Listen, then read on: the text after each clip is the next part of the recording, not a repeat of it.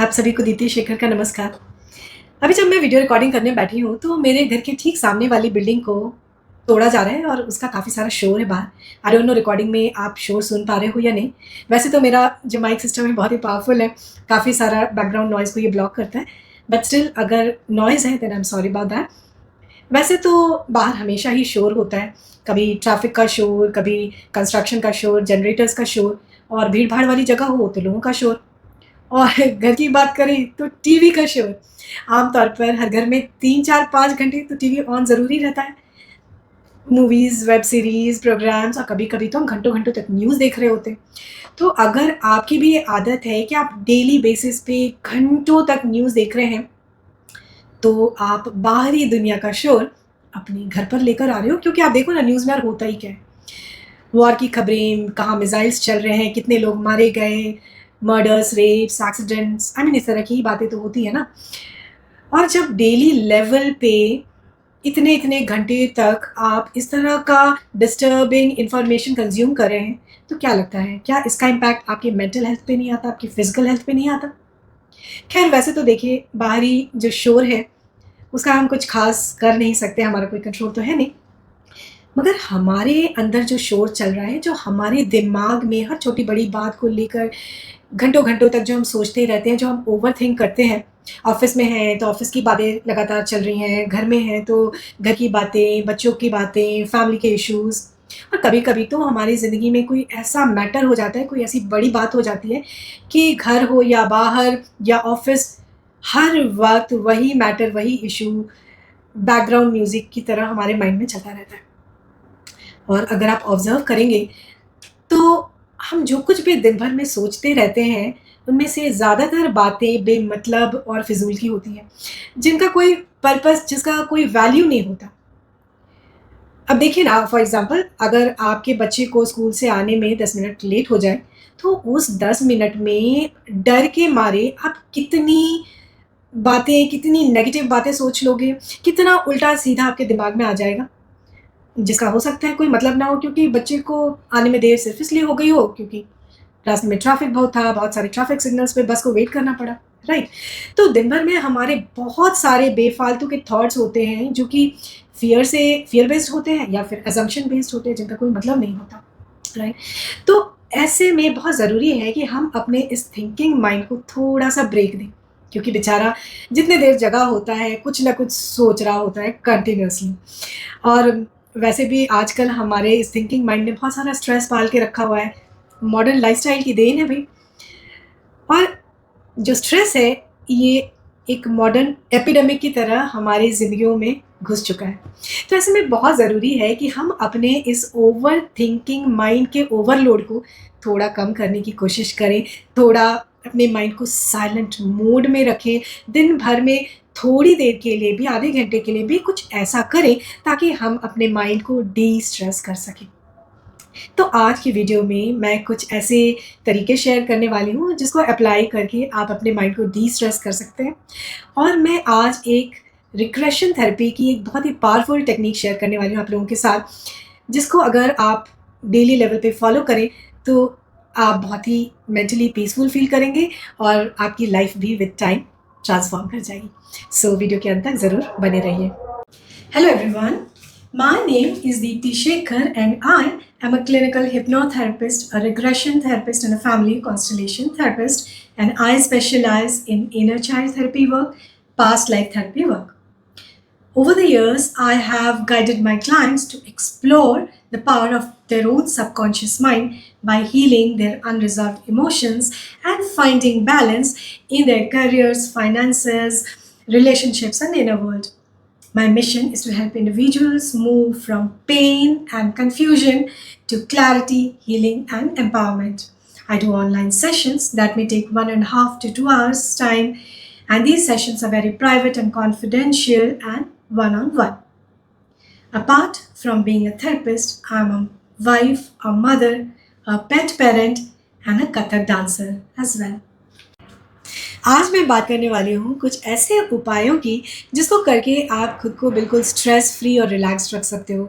और आपकी बाहरी दुनिया में कितना भी क्योस क्यों ना हो, मगर इन उपायों को करके आप अपने माइंड को बिल्कुल काम और खुद को सेंटर्ड रख सकते हो। और इन उपायों के अंत में मैं आपको एक रिग्रेशन थेरेपी का बहुत ही पावरफुल टेक्निक बताने वाली हूँ, जिसको करके आप बिल्कुल स्ट्रेस फ्री फील करोगे। तो सबसे पहले और सबसे आसान और बढ़िया उपाय तो ये है कि आप अपने आप को ऐसी एक्टिविटीज़ में इन्वॉल्व रखें जो आप टोटली एन्जॉय करते हैं। तो आपको अगर खेल-कूद पसंद है तो खेलिए, जाइए बैडमिंटन खेलिए, टेनिस खेलिए, वॉलीबॉल, फुटबॉल, जो भी आप एन्जॉय करते हैं वो खेलिए। अगर आपको म्यूज़िक सुनना पसंद है तो सुनिए, गाना पसंद है गाइए। आप म्यूज़िक इंस्ट्रूमेंट्स बजाते हैं, जब भी आपको मौका मिले आप ज़रूर बजाइए।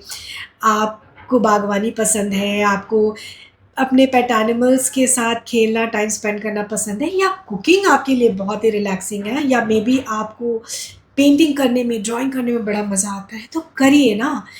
जो भी आप एन्जॉय करते हैं उसके लिए वक़्त निकालिए और उसको एन्जॉय करके करिए।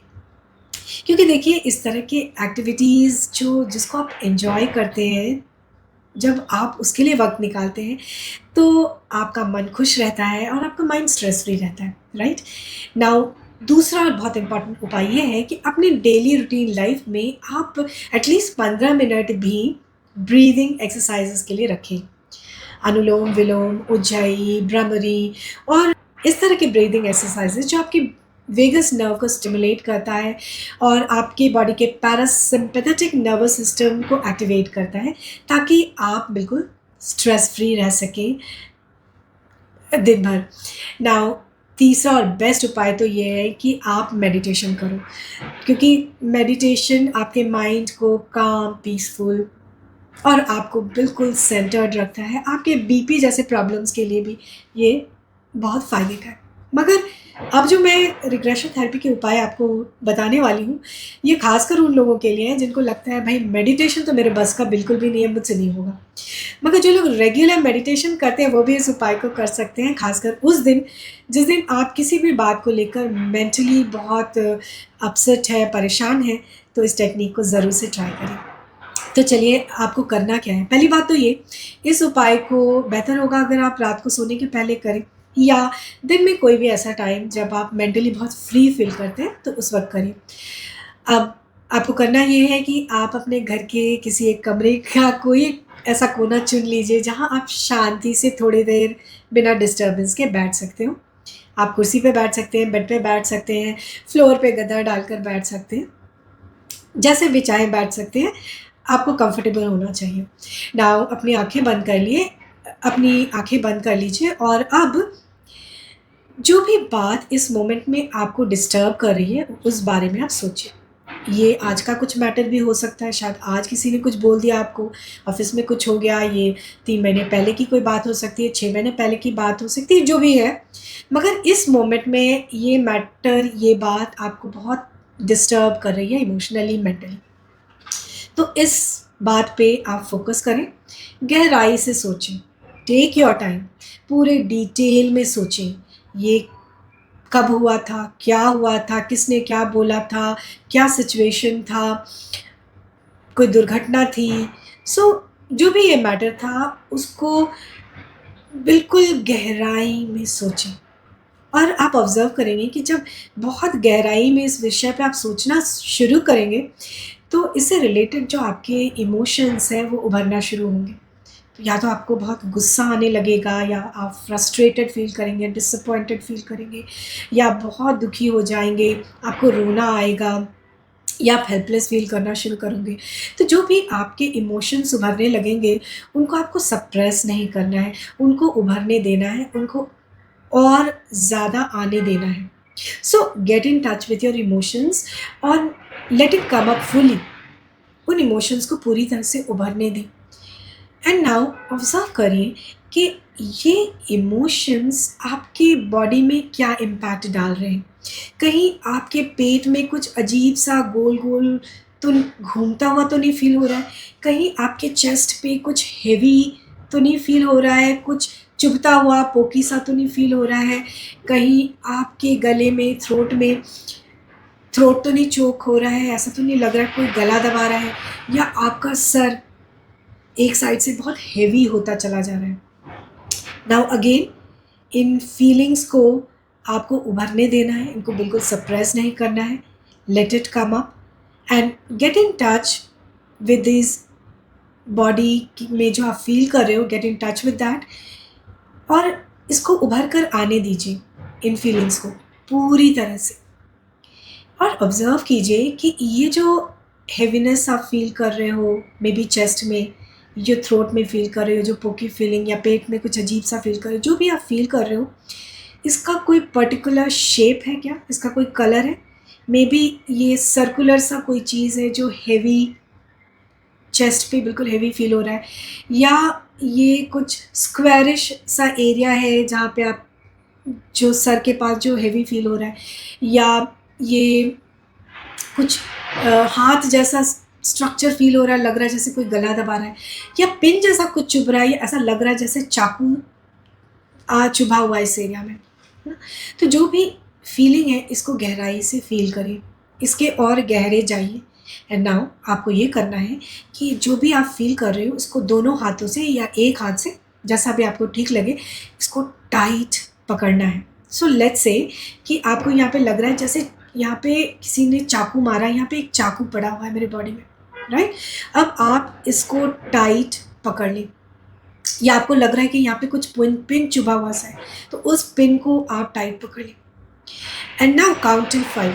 सो 1 2 3 4 5, right now pull it out with full force.